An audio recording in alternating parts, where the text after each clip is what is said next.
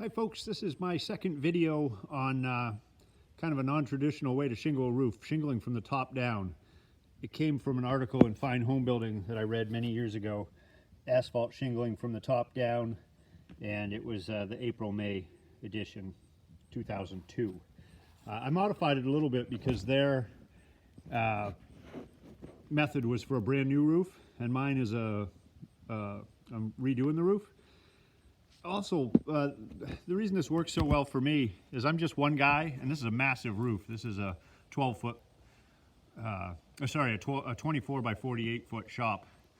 So that roof is 48 feet long, and it's 16 feet to the peak. So it's 16 square shingles total. Anyway, it works so well for me because not only do you protect the shingles by not walking up them and working on them as you go up the roof, you protect them by working from the top down, but also for a guy like me that's just by myself, this roof could take me a year and it wouldn't matter. I don't strip the entire roof and then have it exposed to the elements. I strip one section at a time, fill in the section, and then work my way down. So I could literally, when the rain comes, it's all buttoned up and protected. You know, half the roof's old, half's new, whatever. Anyway, what I did in the last video, I put the staging up. In this video, you'll see, if you pay close attention, the bracket all the way to the left is not where it was in the first video. And you should always watch one video ahead if you're actually doing this, what I'm doing here, because I'll tell you what I forgot or what I missed or what I did wrong in the past video. Anyway, when I put up my staging, I put the bracket all the way to the left edge so that it would be safe. I wouldn't step over the edge and the plank would tip, but also well, that was mostly the reason. I forgot that I had to put drip edge on, so I had to strip that 8 inches on the left, which meant the bracket had to be farther in, and those planks are screwed to those brackets, so that little bit that overhangs the edge there, it would never tip, probably without it being attached, but I have 6 screws, 2 in each bracket, to keep that plank there. Anyway, so I put the brackets in the wrong spot, but they're in the right spot now. And as you can see, I used to have 3 sets of staging. I've done that top section now. I cleared off the top section. There was no tar paper under this roof, which is why it rotted in a lot of spots. And so I had to strip off the shingles and then replace plywood. You can see a brand new piece of plywood, a little square there where it had rotted. I'm replacing any rotten spots of plywood. And then I tar paper over it. And then I'm able to snap my lines on the tar paper, the tops of the shingles, and work my way down. So I'll show you my tape measure, because I talked about using the tape measure, a dedicated tape measure for this job. And so when you're shingling from the top down, you absolutely need to know what the top course of shingle is, and pretty much every course going down, so that when you get to the very bottom edge, you have the right spacing left. So I dedicated a tape measure that I have, one that I don't use very much. And what I did is, you'll see at 13 1/4, that's the top edge of a full shingle. So a shingle is 13 1/4 inches tall. So if I snapped a line, that would be the top edge of the first course of shingles. I'm using architectural shingles. They have a 5 5/8 reveal. So you would add 5 5/8 to that, and that would be your top of your second course. I actually only added 5 1/4, and I did that so I had about 3/8 of an inch wiggle room in case that bottom course needed to be adjusted up or down a little bit. If it needed to be adjusted down, the parts of the shingle that you don't want to see would show. But if I have a 3/8 wiggle room, I could literally move it up and down 3/8 of an inch, and it would still cover everything that wants to be covered. So top of the first course is 13, top of the second course is 18 1/2, a 5 1/4 course. And then after that, my reveal is 5 5/8 on these architectural shingles.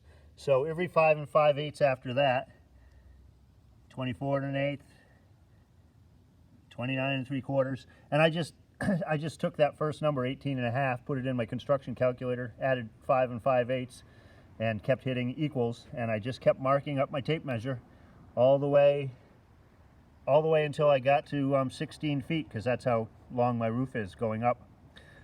What I also wrote on each spot is what size the shingle is. So that very first shingle is a full shingle. I guess I could turn it this way so it's a little easier. That first shingle is a full shingle. And I went right off the directions on the shingle package themselves. The second shingle is supposed to be, oops, where's my number? Can you see that? There you go. 29 inches is the second shingle. So it's, you know, what is it? 6 inches shorter, somewhere like that. And then the next one is 23 inches. And then the next one is 16 inches. And the next one is 10 inches. And then I start over again with another full shingle. And that way, anytime I'm measuring up there on the roof, I pull out this dedicated tape measure, and it has every single course measured. And I snap a line on every third course personally. You could snap every course, that's a little overkill. I snap every third course. The courses that aren't snapped, the shingles, it's very clear where the next course goes on an architectural shingle. And that every third course keeps everything nice and straight. I snapped 12-foot lines. That plank is 12 feet wide. And I snap a line, I tar paper and then snap a line. I measure on the left edge and the right edge up to the mark on my tape measure, which again is the top edge of the shingle. And then I snap a line going between those two marks, and that's the top of whatever course of shingle I want to mark up there. I started at my toes. That lowest set of shingles was at my toes. I was standing on a plank that's no longer there, but it's in the last video. And then I nailed that course as high as I possibly could, so I could slip a shingle in underneath it later. And then just normal shingling. Full shingle on the left, went across 12 feet as far as I could. And then a little bit shorter shingle on top of that, went across. 5 shingles that kept getting shorter, and then a full shingle, and do it all over again. So it's standard roofing after you put that first course in and nail it high. Let's see, what else? It went very well. I also stripped off, if you can see the bottom 8 inches or so, I stripped off the bottom so that I could put my drip edge along the bottom as well, so I could measure off it.